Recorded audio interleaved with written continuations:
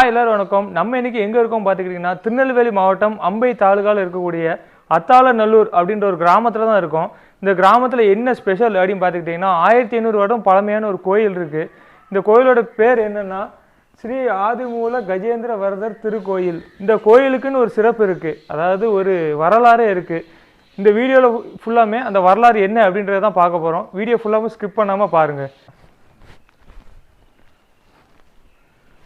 So நம்ம இப்போ கோயிலோட முகப்பு பகுதியில் தான் இருக்கோம். இப்போ நம்ம கோயிலுக்குள்ளே போக போகிறோம்.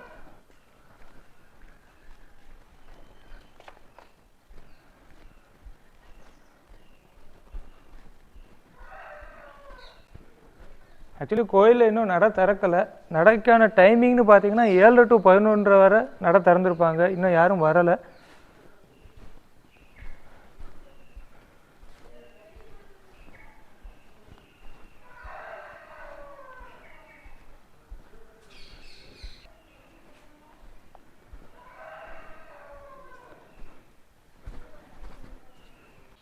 நம்ம இப்போ கோயிலோட உள்பக்கத்துக்கு வந்துட்டோம். இந்த கோயிலோட ஸ்தல வரலாறை நம்மளோட ராமகிருஷ்ணன் ப்ரோ வந்து ஃபுல்லாக சொல்லுவாங்க. தமிழ் நெஞ்சங்கள் அனைவருக்கும் எங்கள் டிஜே விலாக் சார்பாக முதல் வணக்கம்.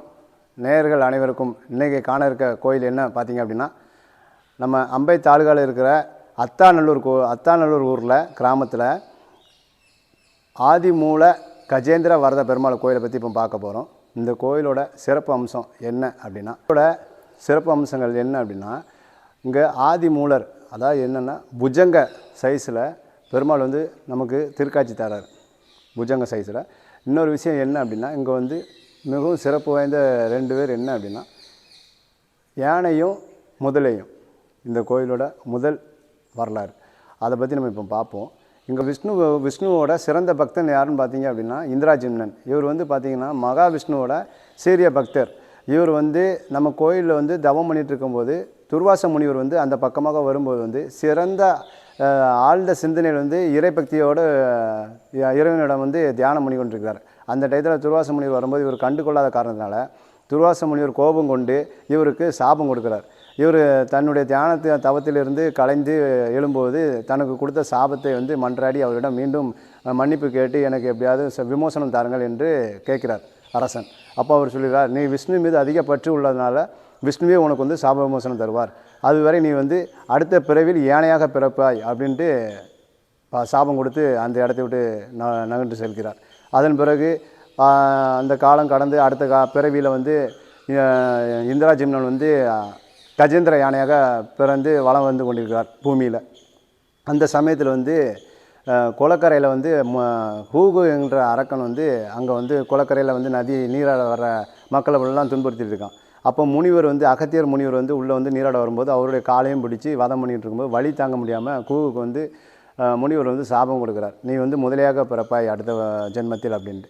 அப்போ இவர் வந்து கஜேந்திரன் வந்து யானையாக பிறக்கிறார், கூகு வந்து அரக்கன் வந்து கந்தர்வ அரக்கன் வந்து முதலையாக பிறக்கிறார். அப்போ இரண்டும் வந்து ஒத்து சேரும் காலம் என்ன அப்படின்னா, யானை அதே போல் குளத்தில் வந்து நீராட வரும் காலத்தில் முதல்ல வந்து யானையின் காலை வந்து கடித்த உடனே வழி தாங்க முடியாமல் யானை புலிகள் சத்தம் அதிகமாக இருக்குது.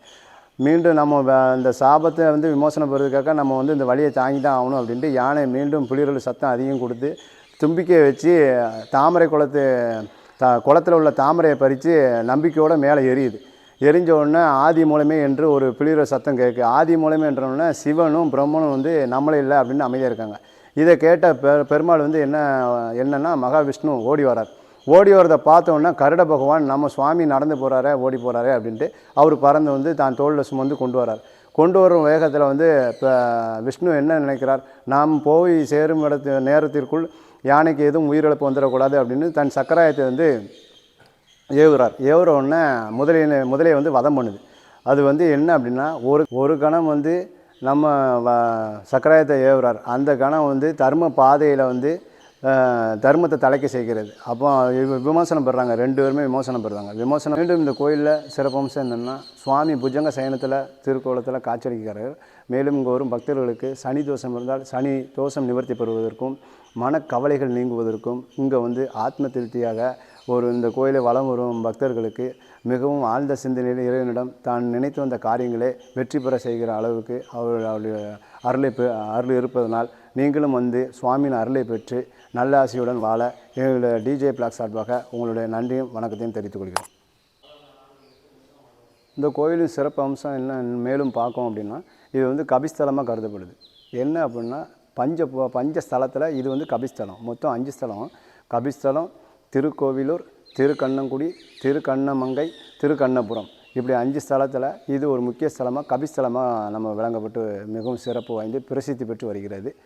மேலும் இந்த கோயிலை பற்றி சில குறிப்புகளை நம்ம சுவாமி அவர்கள் சொல்வார். அடியன் ராமராமானுஜதாசன்.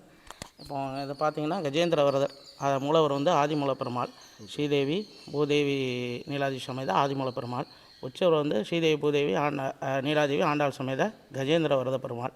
இப்போ பார்த்தீங்கன்னா இது வந்து திருநெல்வேலி மாவட்டத்தில் வீரநல்லூர் பக்கத்தில் தாமிரபரணி ஆற்றங்கரையில், அதாவது தாமிரபரணி தெற்கும் வடக்குமாக ஓடக்கூடிய வடக்குமாக ஓடக்கூடிய அந்த ஆற்றங்கரையில் வந்து இந்த திவ்ய தேசம் இருக்குது. இந்த திவ்ய தேசத்துக்கு என்ன சிறப்பு அப்படின்னா, பாஞ்சராத்திர ஆகமத்தில் இந்த திவ்ய தேசத்தின் வழிபாடு எல்லாம் அங்கே நடந்துகிட்ருக்கு. இங்கே எப்படின்னா கஜேந்திர மோட்சம் மொத்தம் 108. இதில் இது வந்து ஆழ்வார் மங்களாசாசனம் இல்லாத ஒரு திவ்ய தேசம், அதாவது மங்களாசாசனம் பண்ணால் தான் திவ்ய தேசம். இது நம்ம சாதாரண ஒரு திவ்ய தேசமாக இது எடுத்துக்கொள்ளப்படுகிறது. என்னென்னா கஜேந்திர மோட்சத்துக்கு இங்கே விசேஷம் அப்படின்னு சொல்லுவாங்க. என்னென்னா இந்திராம்னனும் ஒரு அரசனும் ஒரு அரசனும் சாபம் இதனால் 2 பேரும் யானையாகும் முதலையாகும். அதில் இந்திராம்னன் அரசன் வந்து அகஸ்தியருக்கு வந்து கண்டுகொள்ளாமல் இருந்தனால சாபம் கொடுத்ததாக சொல்லப்படுது. அதனால் அங்கே யானையாக இருந்து பெருமாளுக்கு கைங்கரியங்கள்லாம் நித்தியப்படி புஷ்ப கைங்கரியங்கள் வந்து நடத்துனதாக சொல்கிறாங்க. அப்போ முதலையானது இதில் இருந்து காலை பிடிச்சி கடித்த உடனே பெருமாளை நம்பி இந்த கஜேந்திரவரன் இருந்தனால, ஏன்னா இந்த யுத்தம் 1000 யுகங்களாக நடந்ததாக சொல்லப்படுது. ஒரு நாளில் நடந்ததில்லை. இந்த முதலை பிடிச்சதும் அதை காலை வந்து எடுக்கிறதுக்கும் இந்த யுத்தம் வந்து 1000 வருஷம் பல்லாயிரம் வருஷமாக இது நடந்ததாக இங்கே சொல்லப்படுது.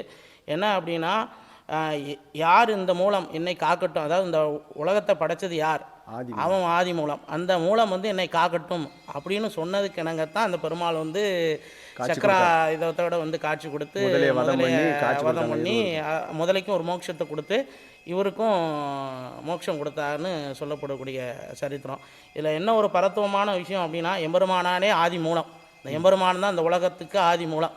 ஆமாம், அப்படிங்கிறதுக்கு பறைசாற்றும் விதமாக இந்த கஜேந்திர மோட்ச லீலை வந்து மக்களுக்கோ ரிஷிகள் எல்லாத்துக்கும் அப்பட்டமாக சான்றாக இது இந்த கஜேந்திர மோட்சம். யாரும் இந்த கஜேந்திர மோட்சத்தை ஒரு நிமிஷம் நினச்சாலும் அவனுக்கு எம்பெருமானோட பரிபூர்ண அனுக்கிரகம் கிடைக்கிறதாக இங்கே சொல்லப்படுது. இந்த சுற்று வட்டார கிராமத்தில் உள்ளவங்க எல்லாம் திருமண வைபவங்கள் படிக்கிறதுக்கு எல்லாமே இந்த பெருமாளை தான் நேர்த்தி கடனாக வந்து வழிபடுவாங்க. ஆமாம், சனி தோஷம் இங்கே சக்கரத்தாழ்வார் முக்கியமான சந்நிதிகள்லாம் இருக்குது. இந்த சந்நிதிகளில் ஒவ்வொரு பரிகாரங்கள் இதெல்லாம் வந்து செய்கிறாங்க. என்ன அப்படின்னா, முக்கியமாக திருமணங்கள் அதிகமாக நடைபெறுது இந்த கோயிலில். இங்கே சுற்று வட்டாரத்தில் 10-15 கிராமங்கள்லாம் இருக்குது. இங்கேருந்து வெளியூர்லேருந்துலாம் வந்து இங்கே திருமணம் பண்ணுறாங்க. எல்லோரும் வந்து இங்கே திருமணம் பண்ணி எம்பெருமான ஆதிமூல பெருமாளையும் கஜேந்திர வரத பெருமாளையும் சேவிச்சுட்டு, புரட்டாசி சனிக்கிழமெல்லாம் ரொம்ப விசேஷமாக நடக்கும் கருட சேவைகள். ஒவ்வொரு சனிக்கிழமை 5 சனினா 5 சனிக்கிழமை, 4 சனினா 4 சனிக்கிழமை புரட்டாசி. ஆமாம், கருட உற்சவம் ரொம்ப விமர்சையாக நடக்கும். தை மாதம் பிரம்மோற்சவம் நடக்கும். ஆமாம், திருத்தேர் உற்சவம் தைப்பூசத்தில் அதிகாலையில் திருத்தேருக்கு பெருமாள் கருட வாகனத்தோடு ஏறி அங்கே, ஏன்னா கருடனன் மேலே இங்கே எம்பெருமான் வந்து எழுந்தருனால கருட வாகனத்திலேயே ஏறி இங்கே காட்சி கொடுக்குறாங்க. வனமாமலை திவ்ய தேசத்துலேருந்து தான் அங்கே வந்து கைங்கரியப்பரர்கள்லாம் வந்து கைங்கரியம் பண்ணுறாங்க.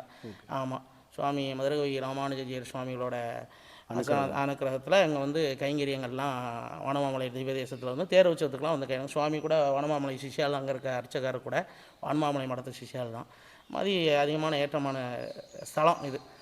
ஆமாம், அப்புறம் பிரம்மோற்சவம் அதுக்கப்புறம் எண்ணற்ற நாட்களில் விசேஷ வைபவங்கள், சித்திரை மாத பிறப்பு, ஒவ்வொரு மாத பிறப்பு, ஒவ்வொரு கடைசி சனிக்கிழமை இதிலலாம் வந்து கூட்டங்கள் அதிகமாக இருக்கும். பெருமாளை நல்லபடியாக வடக்கு நாச்சியார், தெற்கு நாச்சியார், ஸ்ரீதேவி பூதேவி நீலாதேவி ஆண்டாள் சமேத ஆதிமூல கஜேந்திர வரத பெருமாள், பரமபதநாதன் சந்நிதி பக்கத்திலே இருக்குது. அல்வார்கள் ஆச்சாரியர்லேருந்து ஏழியிருக்காங்க. ரொம்ப விசேஷமான தென்னாச்சாரிய சம்பிரதாயத்தில் ரொம்ப விசேஷமான கோயில் இது. நன்றி சாமி. நன்றி சுவாமி. இப்போ நமக்கு சொன்ன சில வரலாறு வந்து நமக்கு மிகவும் திருப்திகரமாக இருந்தது. இதை நீங்களும் வந்து பயன்பெறணும், கோயிலில் வந்து நீங்களும் சுவாமியை தரிசனம் பண்ணி நம்மளுடைய மனக்குறைகளை நீங்கி மீண்டும் நல்ல ஒரு சிறப்பான வாழ்வு வாழ எங்களுடைய டிஜே பிளாக் சார்பாக உங்களை மேலும் ஒரு முறை வணக்கத்துடன் நன்றியுடன் நாங்கள் மேலும் மற்றொரு ஒளிபரப்பை உங்களுடன் காண இருக்கிறோம். நன்றி, வணக்கம்.